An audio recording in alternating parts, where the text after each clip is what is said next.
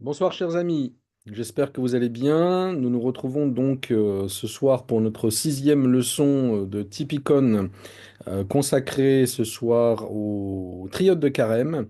Comme d'habitude, je vous propose de faire une petite prière en introduction. Le Christ est ressuscité des morts, par la mort il a vaincu la mort, à ceux qui sont dans les tombeaux, il a donné la vie. Amen. Donc sans plus attendre, comme d'habitude, je vous communique, je projette maintenant le diaporama. Je vous demande un petit instant.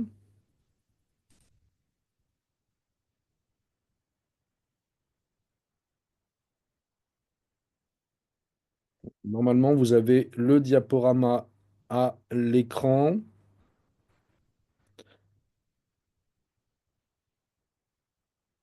Donc, leçon 6, le triode de carême. Donc, nous sommes toujours dans le chapitre premier, consacré au temps liturgique.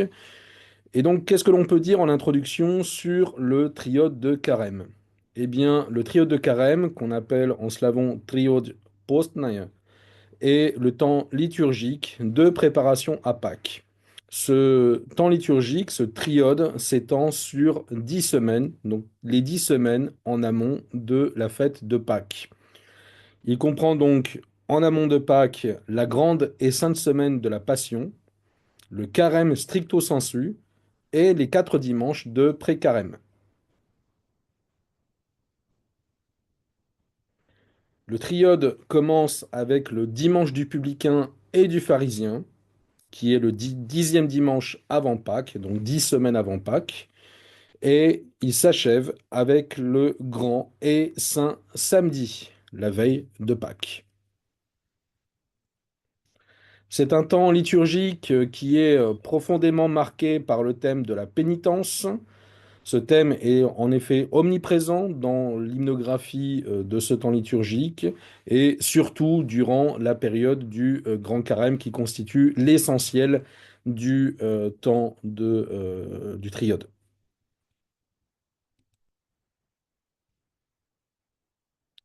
Au final, le trio de carême constitue un temps de préparation, un chemin qui nous amène vers Pâques, et tout cela représente un tout. Nous pouvons certes faire une partie de ce chemin, mais si nous n'en faisons qu'une partie, il manquera toujours quelque chose, et vous verrez comment euh, l'Église nous prépare justement à la fête de Pâques, à travers le chemin du triode. Le trio de carême constitue également un ouvrage, comme le Méné, qui contient les indications et les hymnes propres au temps liturgique du triode. Nous examinerons donc dans cette leçon, premièrement, les 4 dimanches de pré-carême, deuxièmement, les 6 semaines du grand et saint carême stricto sensu.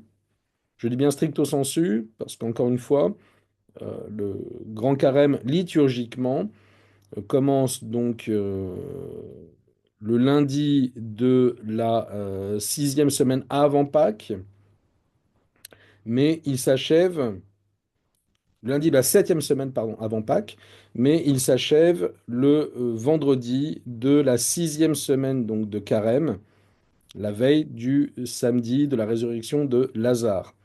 Alors, ça ne signifie pas que à partir du samedi de la résurrection de Lazare, on rompt le jeûne, hein, bien évidemment. On est toujours en temps de jeûne, bien plus qu'auparavant, même puisqu'on entre dans la grande et sainte semaine de la Passion. Mais stricto sensu, on n'est plus considéré comme étant en carême. Malgré tout, l'ouvrage du trio de carême va continuer de donner les indications jusqu'à la fête de Pâques, jusqu'avant la fête de Pâques. Et dans un troisième temps, nous verrons l'ouvrage du triode de carême.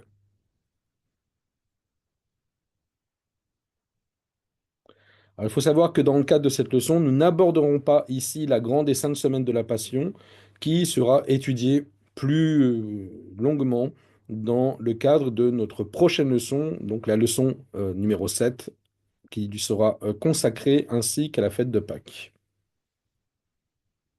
Tout d'abord, donc section 1, les 4 dimanches de pré-carême. Le triode de carême commence, comme je l'ai indiqué en introduction, avec le dimanche du publicain et du pharisien, en slavon Недели Амитр и Фарисеи. L'hymnographie de ce dimanche se rapporte bien évidemment à la parabole du publicain et du pharisien contenue dans l'évangile selon saint Luc. Vous vous rappelez cette parabole, le Christ qui explique que un pharisien et un publicain sont tous deux allés au temple pour prier.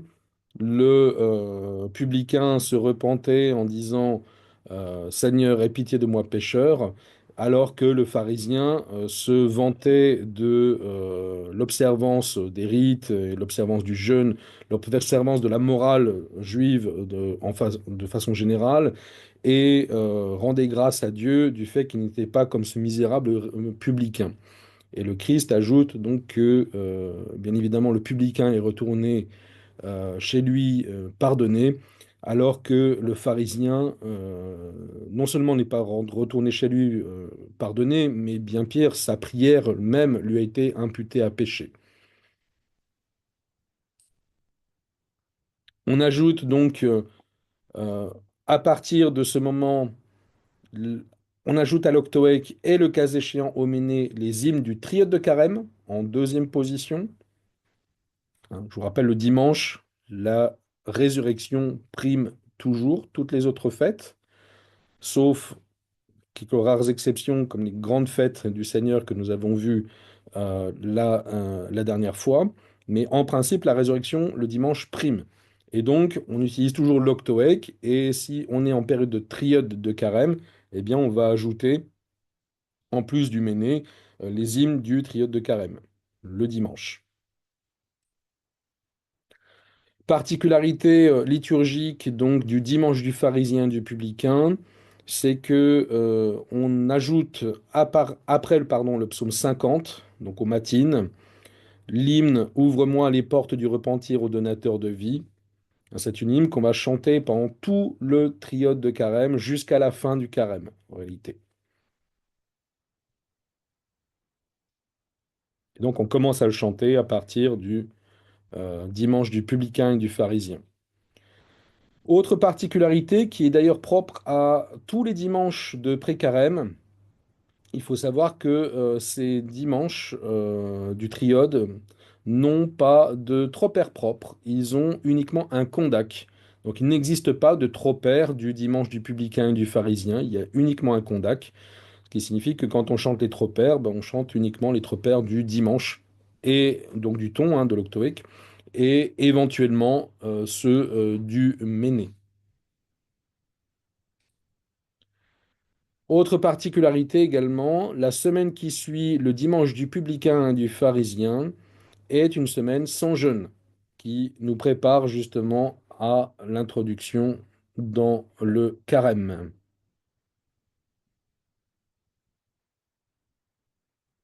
Dimanche suivant, le dimanche du Fils prodigue. Donc c'est le neuvième dimanche avant Pâques. Dimanche du Fils prodigue, qu'on appelle en slavon Niedzielę a bludnym synie.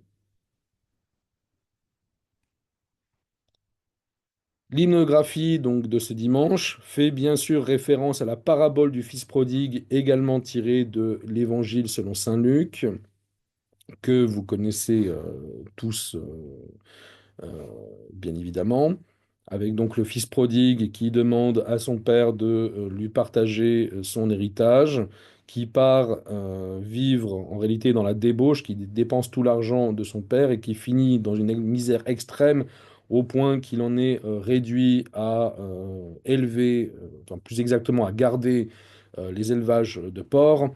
Et il retourne vers son père pour lui demander pardon, et son père l'accueille, lui fait miséricorde et l'accueille avec une grande joie.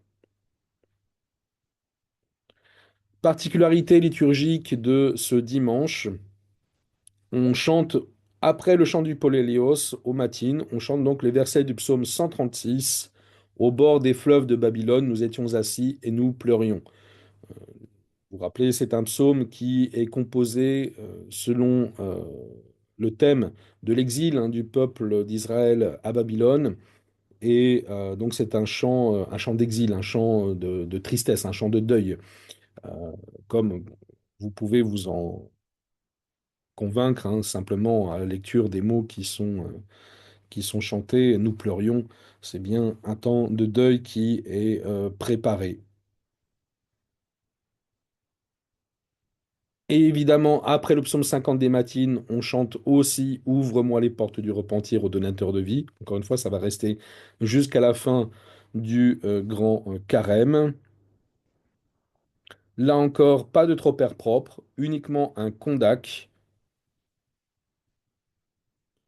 Et le samedi qui suit le dimanche du Fils prodigue, il y a commémoration universelle des défunts, ce qu'on appelle en slavon Selienskaya Radительskaya Subbota, donc un samedi de commémoration universelle des défunts, donc avec office des défunts, paniquide, et pas uniquement la paniquide, c'est-à-dire que tous les offices du jour sont consacrés en réalité aux défunts.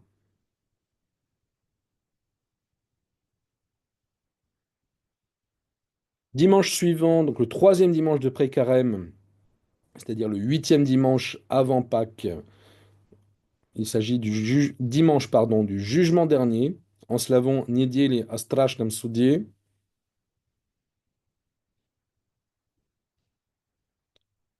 L'hymnographie de ce dimanche fait référence au récit du jugement dernier contenu dans l'Évangile selon saint Matthieu. Le Christ qui explique qu'il placera les justes à sa droite et les mauvais à sa gauche, et ils seront tous jugés en fonction de la vertu de charité, la vertu d'amour du prochain que chacun a manifesté. Encore une fois, on chante jusqu'à la fin du pré-carême, en réalité au bord des fleuves de Babylone, puis après le psaume 50, Ouvre-moi les portes du repentir. Là encore, pas de tropère propre, uniquement un condac. Et le lendemain du dimanche du jugement dernier commence la semaine des laitages, qu'on appelle en slavon Seropustne Siedmice. En réalité, il s'agit de ce qu'on appelle en français le carnaval, puisque on supprime la viande. C'est le jour où on supprime la viande, carnaval, et donc c'est le début, le lendemain, de la semaine des laitages. Semaine des laitages qui va précéder l'entrée dans le grand et saint carême. Donc je vous rappelle que pendant la semaine des laitages, on peut manger toutes sortes de mets, à l'exception de la viande. Et c'est ce qui va donner en Russie, par exemple, la fête de Maslenitsa. Donc, semaine des laitages, on a d'ores et déjà certaines particularités du carême qui commencent, notamment les lectures de l'Ancien Testament aux vêpres et aux petites heures qui commencent dès la semaine de laitage et sur lesquelles je vais revenir en vous parlant du carême. Enfin, le quatrième et dernier dimanche de pré-carême, donc le septième dimanche avant Pâques, nous avons le dimanche de l'expulsion d'Adam. Sirapustna неделя воспоминаний Адамова изгнания. Il s'agit bien évidemment de la référence au récit de l'expulsion d'Adam et Ève du paradis après la faute originelle, contenue dans le troisième chapitre du livre de la Genèse. Vous vous rappelez, après avoir péché, Adam et Ève sont expulsés du paradis terrestre, du jardin d'Éden, et un ange est placé avec une épée flamboyante pour garder l'entrée du paradis et l'interdire à l'homme.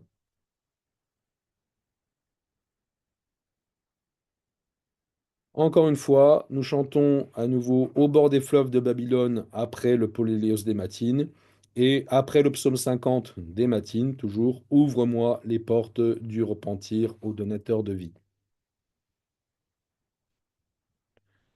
Encore une fois, s'agissant d'un dimanche de pré-carême, il n'y a pas de tropère propre, mais uniquement un condac. Il s'agit du dernier jour de la semaine des laitages.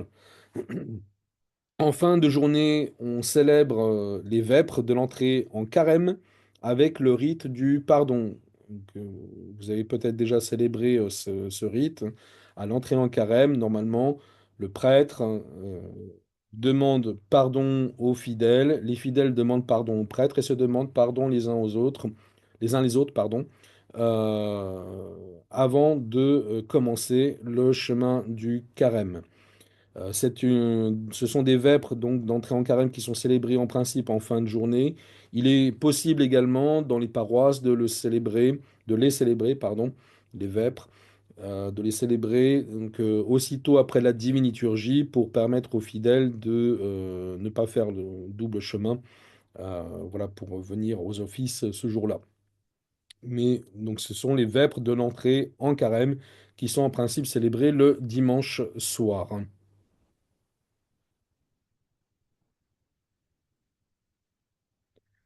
Alors, en définitive, ces dimanches de pré-carême ont pour objectif de préparer les fidèles, notamment à travers les chants et les lectures ciblées de l'écriture qui ont lieu pendant ce temps, de les préparer au grand et saint carême. Alors, comment les préparer?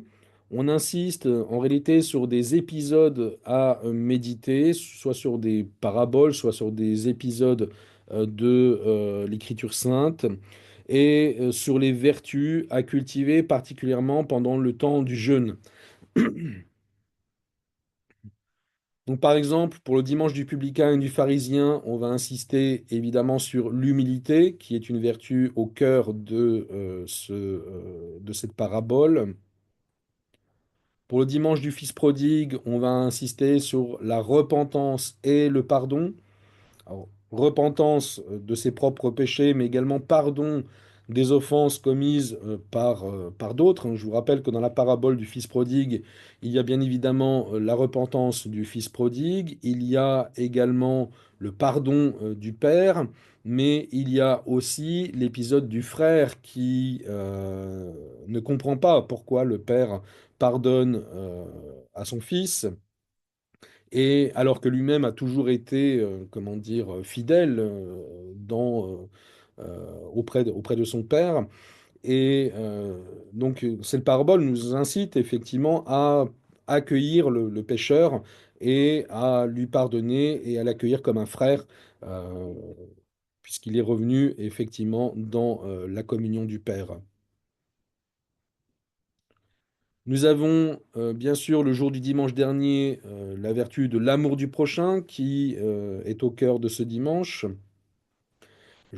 Encore une fois, hein, selon les récits même du Christ, c'est uniquement sur l'amour du prochain que nous serons jugés. En tout cas, c'est ainsi que c'est présenté dans le récit de l'Évangile.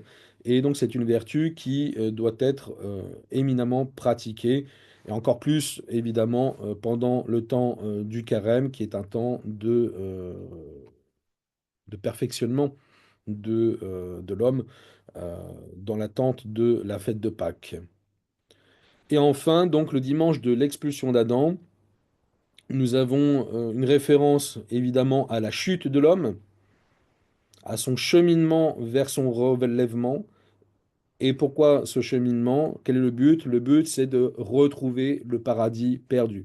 Et en fait, tout le chemin du carême, tout le temps du jeûne va effectivement nous préparer à la fête de Pâques, mais aussi euh, la signification profonde du temps de carême, c'est évidemment la recherche du paradis perdu, la recherche de la nature humaine perdue à travers la faute originelle. Voilà, l'état du premier Adam, en réalité. Donc voilà donc pour la première section qui était consacrée au dimanche de pré-carême. Nous abordons maintenant la section 2 consacrée aux 6 semaines du grand et saint carême, stricto sensu. Donc le grand carême, qu'on appelle en slavon Wielki Post, entendu strictement, s'étend du lendemain du dimanche de l'expulsion d'Adam, qu'on appelle le lundi pur, jusqu'au vendredi de la sixième semaine suivante, c'est-à-dire la veille du samedi de la résurrection de Lazare. Ces 2 jours étant inclus donc dans le grand et saint carême. Il s'agit bien évidemment d'un temps de jeûne et de pénitence, mais il s'agit également d'un temps spécifique en termes de typicone, c'est-à-dire que les offices liturgiques pendant le temps de carême ont une grande spécificité, surtout en semaine, puisque nous verrons que le dimanche, en réalité, cette spécificité est moindre, car liturgiquement, on considère que le dimanche est hors carême. Hein, je vous rappelle que le dimanche, on commémore toujours en principe la résurrection du Christ. Et donc, on considère que c'est hors carême. Donc, il y a beaucoup moins de spécificité. Mais on va retrouver malgré tout certaines particularités de célébration pour les dimanches de carême. Et nous allons y revenir évidemment dans le cadre de cette leçon. Alors, quelles sont ces particularités liturgiques du temps de carême? On va voir tout d'abord les particularités générales que l'on retrouve pendant tout le temps de carême, et ensuite nous verrons semaine par semaine quelles sont les petites particularités supplémentaires qui peuvent, le cas échéant, s'ajouter. Une des grandes particularités du temps de carême, c'est qu'on ajoute à tous les offices de la semaine, donc du lundi au samedi, nous ajoutons la prière de Saint Éphrem le Syrien. La prière de Saint Éphrem le Syrien qui est récitée plusieurs fois par jour en temps de carême. Donc, Seigneur et Maître de ma vie, l'esprit d'oisiveté, de domination, de découragement et de paroles faciles ou de vaines paroles éloigne de moi. L'esprit de pureté, d'humilité, de patience et de charité donne à ton serviteur. Oui, Seigneur mon roi, accorde-moi de voir mes fautes et de ne pas juger mon frère, car tu es béni dans les siècles des siècles. Amen. C'est une prière qui est faite avec prosternation et elle est récitée pendant tout le carême, à tous les offices, sauf la divine liturgie, mais évidemment la divine liturgie, on va voir que on la célèbre très peu pendant les temps de carême. Donc, en semaine, on ajoute également aux petites heures de la semaine certaines prières qui sont spécifiques au temps de carême et que vous retrouverez dans le grand livre d'heures, ainsi que une lecture de l'Ancien Testament souvent à la prophétie d'Ésaïe d'ailleurs, à l'heure de sexte, donc la sixième heure. J'ai oublié de l'indiquer également, mais on va retrouver également des lectures de l'Ancien Testament en semaine au Vêpres. Au Vêpres, on va retrouver 2 lectures de l'Ancien Testament, hors psautier, hein. Quand je dis lecture de l'Ancien Testament, c'est ce qu'on appelle les parémies, c'est-à-dire des lectures précises alors pour les vêpres de carême, ça sera en principe le livre des Proverbes et également soit la prophétie de Job, du livre de Job, pardon, soit la prophétie d'Isaïe. Et en semaine, donc le final des vêpres est tout autre pendant le temps de carême, puisqu'il comprend des invocations et prosternations. Nous y reviendrons effectivement un petit peu plus tard, et nous l'étudierons beaucoup plus, comment dire, beaucoup plus largement, beaucoup plus précisément quand on fera la leçon consacrée justement aux offices particuliers. Donc quand on aura notre leçon consacrée aux vêpres dans quelques semaines, eh bien, nous examinerons effectivement comment se déroule le final des vêpres en carême, notamment. Autre particularité également, c'est que du lundi au jeudi, on célèbre les grandes complies qui comprennent en principe toujours un rite du pardon. Donc le rite du pardon que l'on a euh, pour les vêpres de l'entrée en carême, hein, le dimanche de l'expulsion d'Adam, eh bien, nous le retrouvons en version un petit peu plus, pardon, un petit peu plus simplifiée pendant les grandes complis de carême qui se célèbrent donc tous les soirs du lundi au jeudi. Donc grandes complis qui se célèbrent à la place des petites complis qui sont célébrées habituellement hors carême.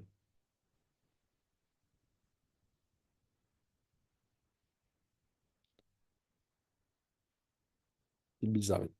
Euh, les matines en semaine, on a le chant de l'Alléluia au début des matines, à la place de Le Seigneur est Dieu, il nous est apparu. Nous avons le chant donc de l'Alléluia qui sont suivis de ce qu'on appelle les hymnes triadiques qui, en réalité, pendant le temps de carême, remplacent les tropères habituels. Aux matines également, mais le dimanche, cette fois-ci, nous avons, après le psaume 50, toujours Ouvre-moi les portes du repentir au donateur de vie, hein, que nous avons déjà chanté pendant le temps de pré-carême, mais nous continuons de le chanter pendant le grand carême, mais uniquement le dimanche.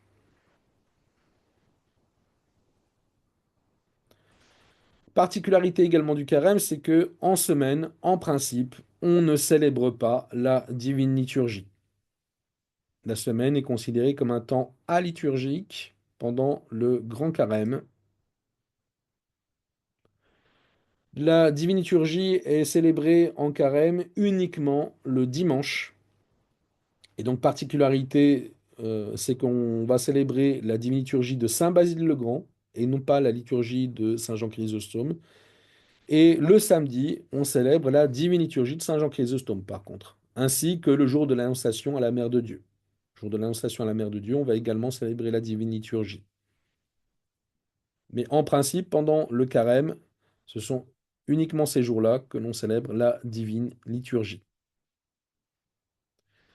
À la divine liturgie de Saint Basile, donc le dimanche, à la place de l'hymne à la Mère de Dieu, il est digne en vérité de te célébrer ô Mère de Dieu, on chante une autre hymne à la Mère de Dieu, en toi, ô pleine de grâce, se réjouit toute la création, etc. Voilà. Il y a une hymne propre qui est spécifique donc à la divine liturgie de Saint Basile et que l'on va chanter à la place de l'hymne habituel, Il est digne en vérité.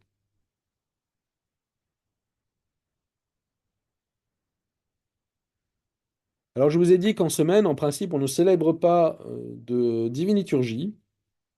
En revanche, certains jours, on va célébrer un office qui s'appelle la liturgie des saints dons présanctifiés. Alors, faites attention au terme liturgie. Vous remarquerez d'ailleurs qu'on ne dit pas divine liturgie des saints dons présanctifiés, mais uniquement liturgie des saints dons présanctifiés. Il s'agit en réalité d'un office de communion qui est lié au vêpres. Pourquoi est-ce que ce n'est pas une divine liturgie? Eh bien, tout simplement parce qu'il n'y a pas de consécration des saints dons.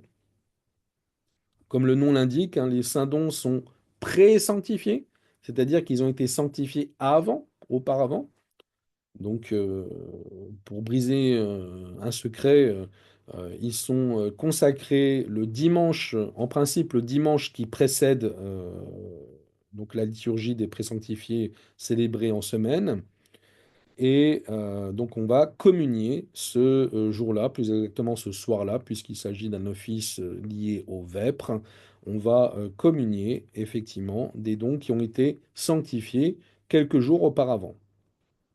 Et cette liturgie des présanctifiés est célébrée tous les mercredis et vendredis de carême jusqu'à la sixième semaine, ainsi que le jeudi de la cinquième semaine, qui est particulier. Et enfin, les lundis, mardis et mercredis de la grande et sainte semaine de la Passion, ainsi que pour les fêtes de Saint Apolliéléos. Donc, par exemple, le 24 février, qui est la fête de l'invention du chef de Saint Jean le Baptiste et précurseur. Il s'agit d'une fête Apolliéléos. Et si elle tombe en un dimanche, un samedi ou un dimanche, évidemment, on va célébrer la divine liturgie ce jour-là. Mais s'il s'agit d'un jour de semaine, eh bien, on célébrera la liturgie des présanctifiés. Donc, même s'il ne s'agit pas d'un mercredi ou d'un vendredi. Voilà. Pareil pour le 9 mars. Le 9 mars, il s'agit de la fête des 40 martyrs de Sébaste, qui sont donc des grands saints hein, dans l'Église orthodoxe. et qui sont célébrés donc avec Paul et Hélios. Mais malgré tout, si ça tombe pendant le Grand Carême, et en principe le 9 mars, ça tombe très souvent pendant le Grand Carême, pas toujours, mais très souvent, eh bien, on ne célébrera que la liturgie des présanctifiés ce jour-là.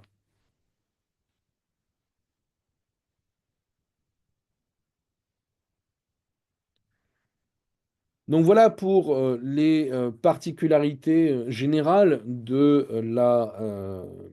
comment dire, du Grand Carême, les particularités générales liturgiques du Grand Carême. Qu'en est-il maintenant du détail? Et nous allons donc voir maintenant, semaine après semaine, quelles sont les particularités propres de ces semaines. Donc la première semaine du Grand et Saint Carême, que l'on appelle également la semaine pure, donc avec lundi pur, mardi pur, mercredi pur, jeudi pur, vendredi pur, samedi pur, eh bien, est particulière hein, liturgiquement à plusieurs titres. Donc, d'une part, évidemment, liturgie des présanctifiés mercredi et vendredi. Donc, ça, c'est effectivement le propre du carême. Donc, il n'y a pas de spécificité particulière à ce niveau-là. En revanche, il y a une particularité aux grandes complis du lundi donc au jeudi, c'est qu'on va lire tous les soirs le grand canon de pénitence de Saint André de Crète, que l'on appelle en slavon Veliki Pakayani Kanon Svetitelja Andreje Kretskovo. Et effectivement, il s'agit d'un canon de pénitence qui est lu pendant les grandes complis, qui reprend de nombreux motifs de l'Écriture sainte. Alors effectivement, pour bien comprendre le canon de Saint-André, il est très très utile de connaître l'Écriture sainte et notamment enfin l'Ancien Testament, puisqu'il y a de nombreux exemples tirés donc de cet Ancien Testament hein, qui sont mentionnés dans ce canon de pénitence. Euh, et c'est également un canon qui va reprendre certaines parties qui va se baser, en tout cas l'hymnographie, sur la vie de Sainte Marie l'Égyptienne.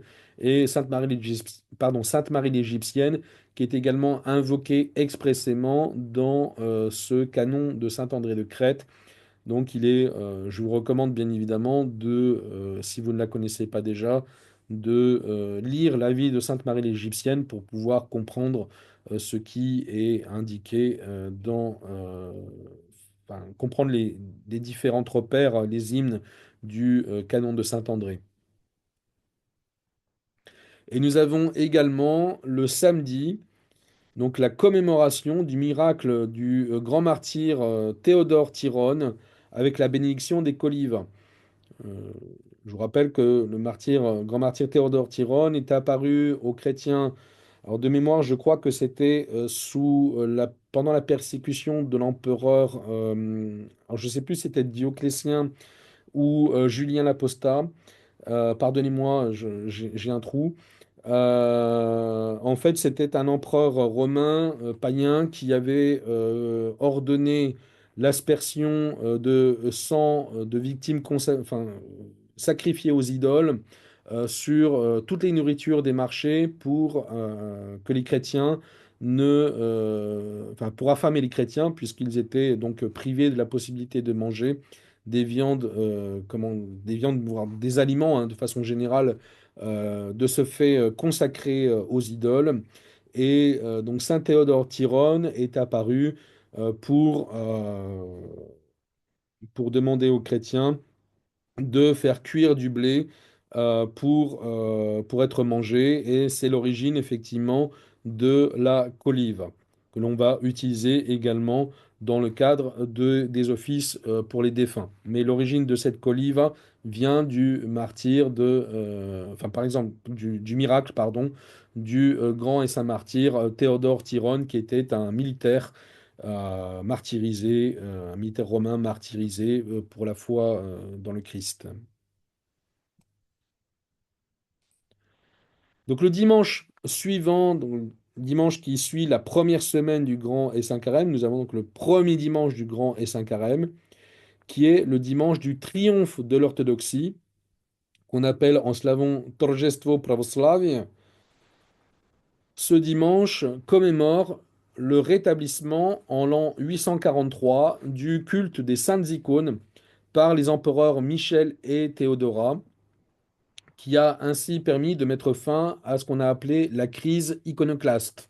Donc la crise iconoclaste, si vous vous rappelez, c'est une crise qui a frappé l'Empire byzantin, une querelle théologique sur la place de l'icône au sein de l'Église. Et donc les iconoclastes, pardon, s'opposaient à la vénération des icônes et s'y opposaient même de façon extrêmement violente, puisque on a eu droit à des destructions d'icônes que les iconoclastes considéraient comme des idoles. Et nous avons également eu de nombreux fidèles orthodoxes qui ont été martyrisés ou emprisonnés dans le cadre de persécutions menées également par l'Empire byzantin, par le pouvoir politique de l'Empire byzantin.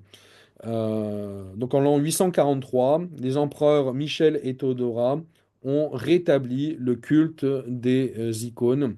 À la suite du septième concile œcuménique de Nicée, qui s'est tenu quelques décennies plus tôt, euh, alors ce jour-là, nous avons une hymnographie particulière qui reprend bien évidemment de nombreux enseignements théologiques sur l'icône et sur l'incarnation, puisque, comme vous le savez certainement, mais la vénération de l'icône est liée à la théologie de l'incarnation. Nous vénérons l'icône parce que le Christ s'est incarné et en réalité, en vénérant l'icône, nous vénérons le Dieu qui a pris image d'homme en s'incarnant. C'est-à-dire qu'il est devenu vrai homme, bien évidemment, pas uniquement image, mais en devenant vrai homme, il est également, on peut maintenant représenter effectivement l'image de Dieu fait homme, c'est-à-dire le Christ. Et donc le refus de l'icône, de nombreux pères ont démontré qu'il s'agissait en réalité très souvent d'un problème lié à la théologie de l'incarnation. Quand on refuse l'icône, c'est que on ne croit pas réellement que Dieu s'est incarné. Ce jour-là, donc, nous avons un rite particulier qui est ce qu'on appelle le rite du synodicon. Et qu'est-ce que c'est le rite du synodicon? C'est en fait, on réunit toute l'Église et à la fin des matines en principe, mais ça peut se faire également à la fin de la divine liturgie, nous avons évidemment des souhaits de longues années, longue à toute la hiérarchie orthodoxe universelle. Donc on va souhaiter de nombreuses années à tous les patriarches orthodoxes, par exemple, à toute la hiérarchie ecclésiale à laquelle appartient soit la cathédrale, la paroisse, etc. Nous avons également un requiem donc, pour les hiérarques et les pères endormis, avec des souhaits de mémoire éternelle. Et enfin, très souvent, ce n'est pas toujours repris, mais surtout dans les cathédrales, c'est repris. Pas forcément dans les paroisses, mais nous avons également des proclamations d'anathème pour les hérétiques et les pourfendeurs de la foi orthodoxe. Donc nous avons effectivement ces trois comment dire, proclamations qui sont effectivement la spécificité du rite du synodicon ce jour-là. Évidemment, nous avons également donc ce jour-là la procession des saintes icônes au regard du thème de ce dimanche. Et nous avons également, donc ce dimanche ouvre la deuxième semaine du Grand et Saint Carême. Donc le samedi suivant, nous aurons également commémoration des défunts.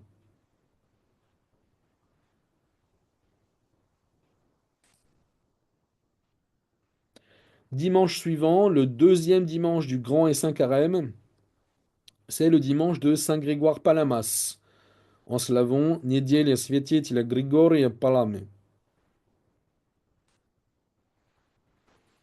Ce dimanche commémore un grand docteur de l'Église, donc Saint Grégoire Palamas, qui a été archevêque de Thessalonique. Il a vécu au XIVe siècle et il est le fondateur de la pratique ascétique de l'hésychasme.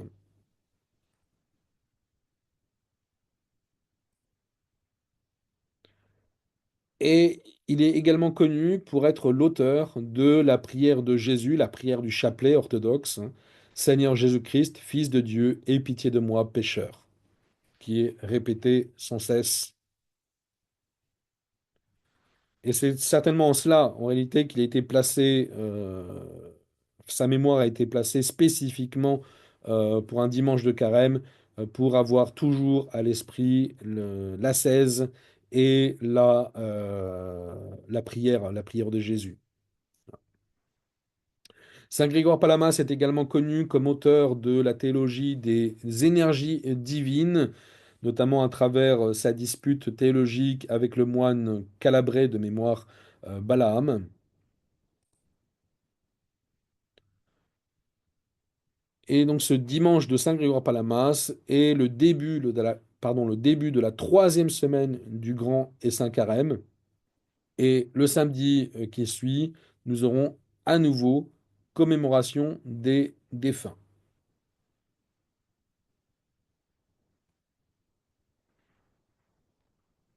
Le dimanche suivant, troisième dimanche du Grand et Saint Carême, est le dimanche de la vénération de la croix, qu'on appelle en slavon Niedzielę Chrztopoklonaj.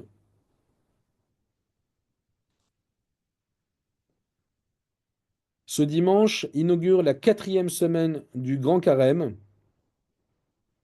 Elle est particulière parce que le mercredi de la quatrième semaine du Grand Carême, nous aurons comment dire, nous aurons la mi-carême, qui est donc la moitié du temps de carême, hein,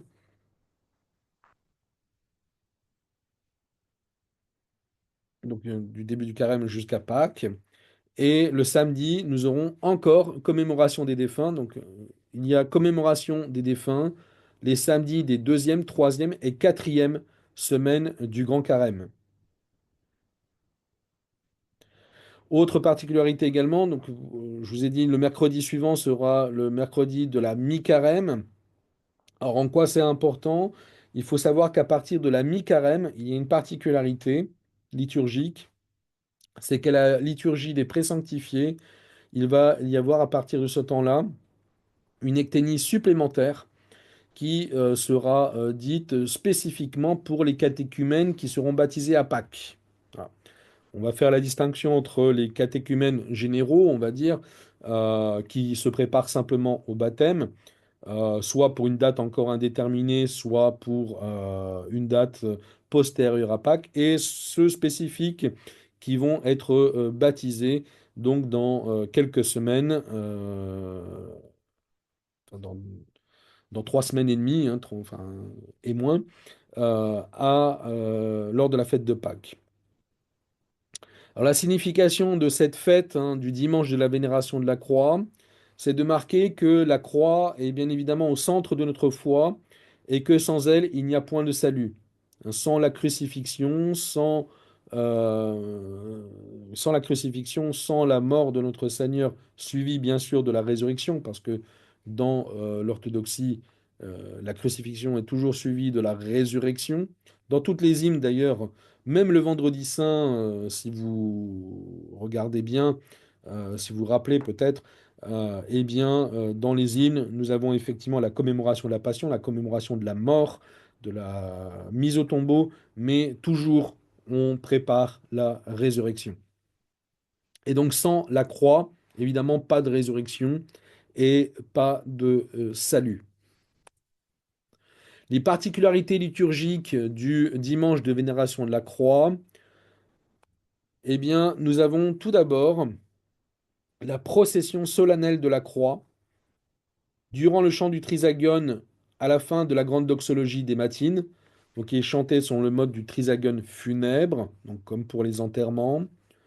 Donc nous avons procession solennelle de la croix depuis l'autel jusqu'à la nef de l'église, avec encensement pendant le chant du tropère de la croix, hein, procession au chant du Trisagion, encensement de la croix pendant le chant du tropère de la croix.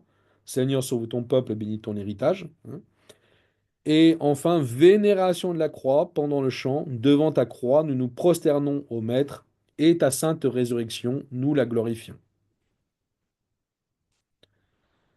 Autre particularité liturgique, c'est que à la divine liturgie, à la place du trisagion, on va chanter à nouveau le tropère.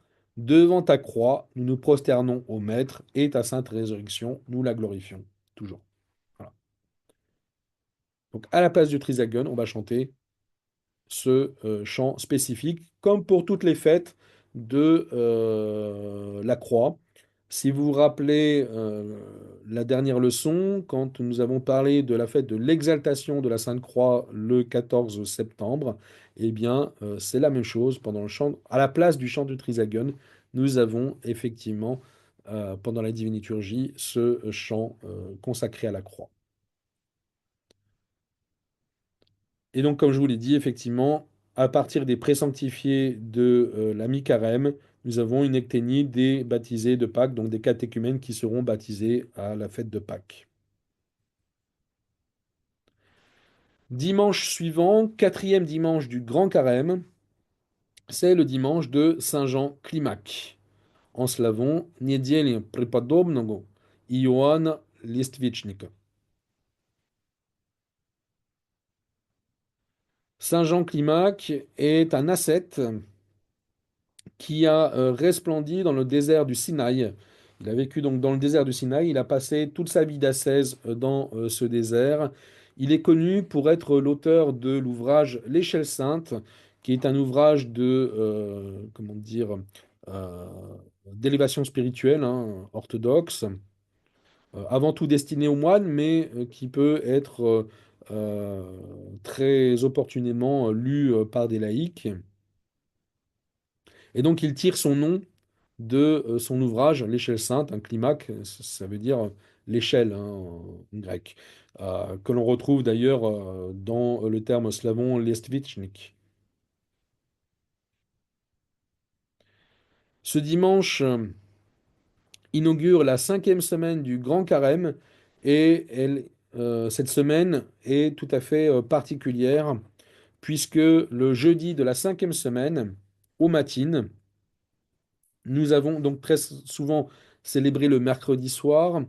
Jeudi de la cinquième semaine, donc nous avons au matin la lecture du grand canon de pénitence de Saint André de Crète, mais cette fois-ci en entier, hein. Pendant la première semaine de Carême, on a lu le grand canon partagé sur 4 soirs, hein, du lundi au jeudi inclus.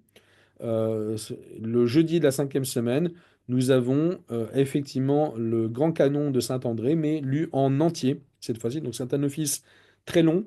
Et on lit également en plusieurs parties au cours de cet office, mais au total, on lit l'intégralité de la vie de Sainte Marie l'Égyptienne. Je vous ai indiqué au cours de la première semaine de Carême que la vie de Sainte Marie l'Égyptienne était un motif récurrent des hymnes du canon de pénitence de Saint-André.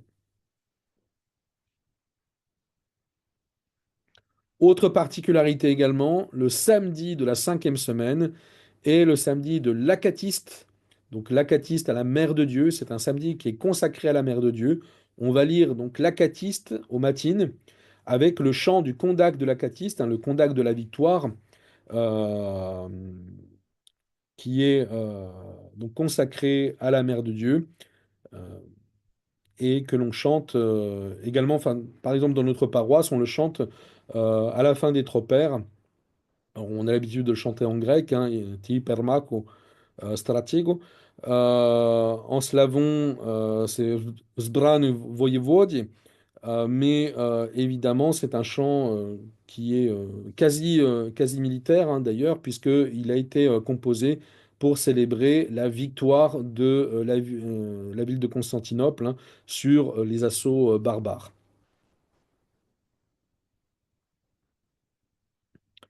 Et enfin, le cinquième dimanche du Grand et Saint Carême, qui est donc le dernier dimanche du Grand et Saint Carême, c'est le dimanche de Sainte Marie l'Égyptienne, en slavon Недели Преподобной Марии Египетской.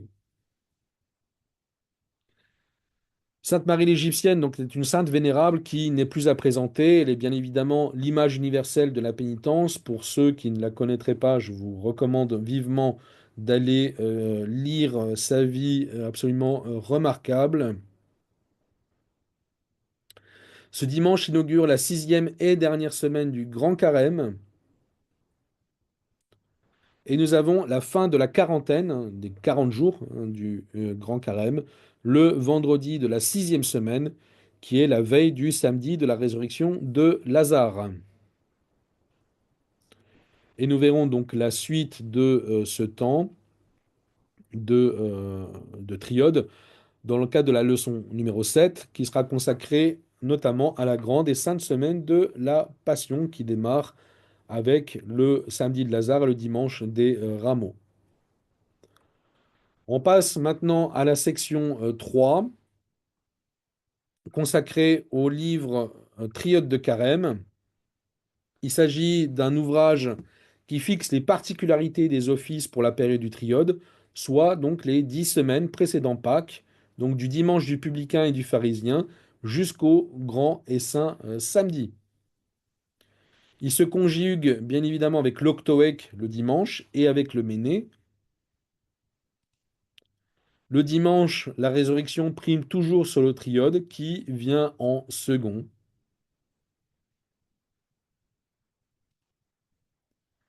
En semaine, en revanche, le triode efface en principe l'octoèque et prime sur le méné. Mais certaines fêtes peuvent parfois primer sur le triode. Je vous invite pour cela à vous reporter au méné, le cas échéant. Et enfin, nous allons faire un petit tour sur l'ouvrage consacré, enfin l'ouvrage du triode de Carême. Alors je vous demande un tout petit instant pour me permettre de vous partager l'ouvrage. On ne va pas rester très longuement dessus, mais pour vous donner un petit aperçu, voilà, donc normalement, vous avez à l'écran,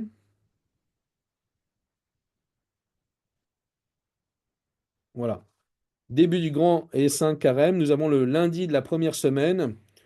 Donc vous voyez, aux matines, début des matines sur l'ordinaire en temps de carême, hein, c'est-à-dire qu'il faut suivre ce qui est précisé dans le livre des heures, le grand livre d'heures, ou l'horologion hein, également, avec à la place de Le Seigneur est Dieu, on chante Alléluia sur le ton de l'octoèque, avec les versets qui sont précisés ici. On vous donne les hymnes triadiques hein, qui sont chantés selon le ton, les psaumes à lire, etc. Psaume 50, aux matines. On vous donne les indications. On vous dit comment conjuguer également avec le méné. Voilà. Donc je ne vais pas rentrer dans les détails parce qu'évidemment, il faudrait jour par jour voir comment est structuré l'office, mais vous avez effectivement ces indications. Donc vous voyez, après la sixième mot, petite litanie, Kondakion du Saint Déméné, par exemple, Cathisme du Saint Déméné. Après, vous avez le canon, etc., etc. Donc ça, c'est pour les matines. Ensuite, vous avez à sexte, donc l'heure de sexte, vous avez un tropère de la prophétie avec lecture de la prophétie d'Isaïe, vous voyez, donc lecture de l'Ancien Testament, voilà, avec des tropères. Au vêpres, vous avez les indications du lucernaire, puis on vous dit trois stichères déménées, ici, vous voyez, bon. Prokimenon 6, lecture de la Genèse, lecture des Proverbes. Voilà. Deux lectures de l'Ancien Testament. Voilà. Fin des Vêpres selon l'ordinaire de Carême, donc que vous allez retrouver dans le grand livre d'heures. Après, vous avez les indications pour les grandes complies avec le canon de Saint-André de Crète, que vous pouvez retrouver également à part, hein, effectivement. Donc voilà, pour par exemple le lundi, pardon, de la première semaine de carême. Encore une fois, pour les détails, hein, je vous invite à consulter l'ouvrage directement. Il vous a été envoyé d'ailleurs, donc si vous avez des questions, le cas échéant, je suis évidemment à votre écoute. Donc voilà pour quelques mots sur l'ouvrage. Alors attendez un instant. Non, c'est pas comme ça. Alors j'ai quitté le diaporama. Voilà, je vais réessayer.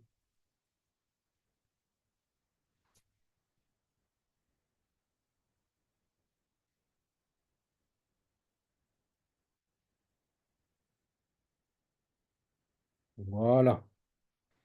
Là, normalement, vous avez oui, le diaporama qui s'est réaffiché. Et donc, nous arrivons maintenant à la conclusion de cette leçon. Donc, encore une fois, hein, je n'ai cessé de le répéter, mais voilà, le triode de carême s'étend sur 10 semaines avant Pâques. Il s'agit d'un temps qui nous prépare à entrer dans la grande et sainte semaine de la Passion, puis à Pâques, qui constitue la fête principale et centrale du calendrier liturgique. C'est fondamentalement un temps de jeûne, surtout pendant le grand et saint carême, hein, évidemment. Et ce temps dans la liturgie est très marqué par le thème de la pénitence. Je dis dans la liturgie, vous avez vu, j'ai parlé de liturgie, donc c'est au sens large. Je ne parle pas de la divine liturgie, je parle de la liturgie en général, donc dans les offices liturgiques. Les offices liturgiques de la période du triode, surtout pendant la période du Grand et Saint Carême, sont assez profondément bouleversés. Modification de la structure des offices, hymnographie propre au temps, introduction de prières spécifiques, voire apparition d'offices n'existant pas ou peu en dehors de cette période. Je prends par exemple surtout la liturgie des présanctifiés, qui n'existe absolument pas pendant le carême, et également les grandes complies qui sont qu'on retrouve parfois en dehors du carême, hein, si vous vous rappelez euh, la leçon sur les 12 grandes fêtes, je vous ai dit qu'il y avait des vigiles avec grande complie, par exemple, pour la nativité du Christ et la théophanie, mais en dehors de ces épisodes spécifiques, très rares en dehors du carême, on les retrouve que pendant le grand carême. Et nous aborderons la suite dans la leçon 7 qui sera consacrée à la grande et sainte semaine de la Passion et à la fête de Pâques.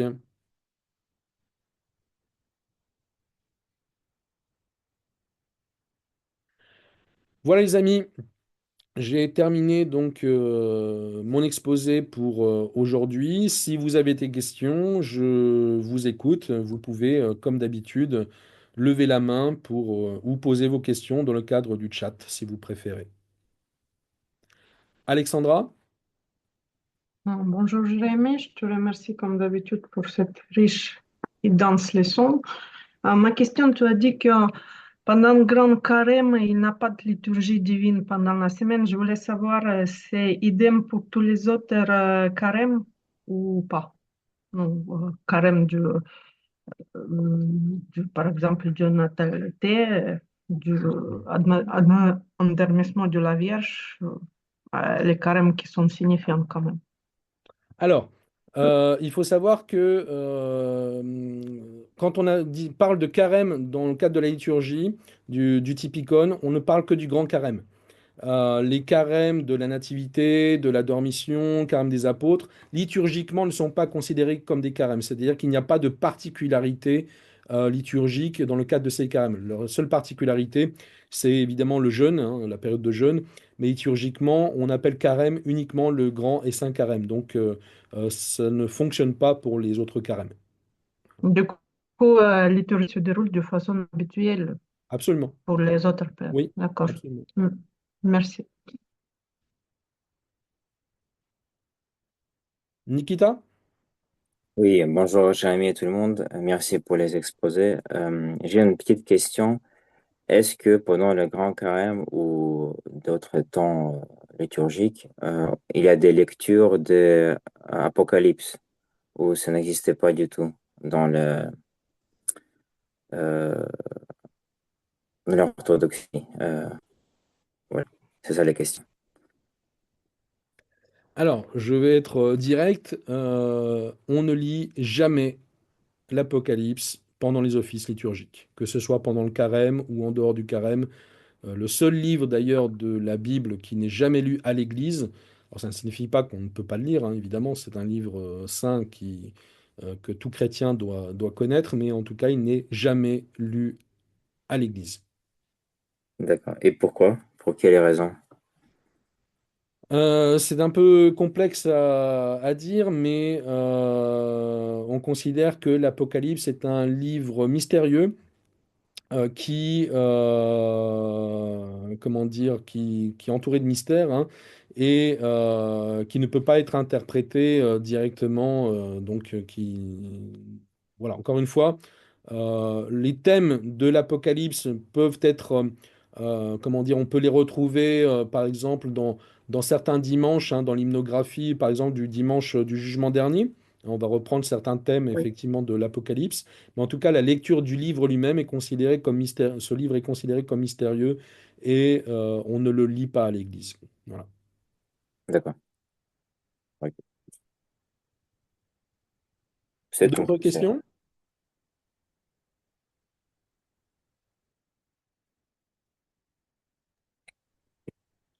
Tyler? Oui, bonsoir Jérémy, le Christ est ressuscité. Vérifiez. Merci beaucoup pour cette leçon. La question que j'avais, oui, pour rebondir euh, à la question que Nikita a posée, est-ce que c'est aussi également dû au fait que l'Apocalypse renvoie à la fin des temps et que même le Christ ne connaît pas ce moment en question? Alors, oui, c'est certainement lié. Encore une fois, c'est quelque chose de mystérieux. Et le caractère mystérieux, effectivement, de la fin des temps est révélé aussi par le Christ lui-même, hein, qui dit que seul le Père connaît en son pouvoir souverain le moment où le royaume sera établi. Effectivement, c'est quelque chose qui ne nous est pas permis à l'homme, à nous hommes, que uniquement d'entrevoir. Vous voyez, pas uniquement, on ne peut pas, on ne peut pas proclamer, voilà, dans l'Église comment se passera la fin des temps. Voilà, parce qu'encore une fois, il s'agit d'un discours, d'un texte rempli de mystères. Et Dieu seul connaît effectivement les détails de la fin des temps. Merci beaucoup pour ta réponse. D'autres questions?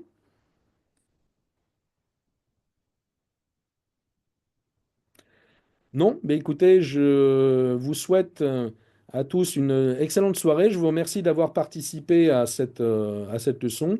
Et donc, nous nous retrouvons dans 2 semaines pour la 7e leçon qui sera consacrée à la grande semaine de la Passion et à la fête de Pâques.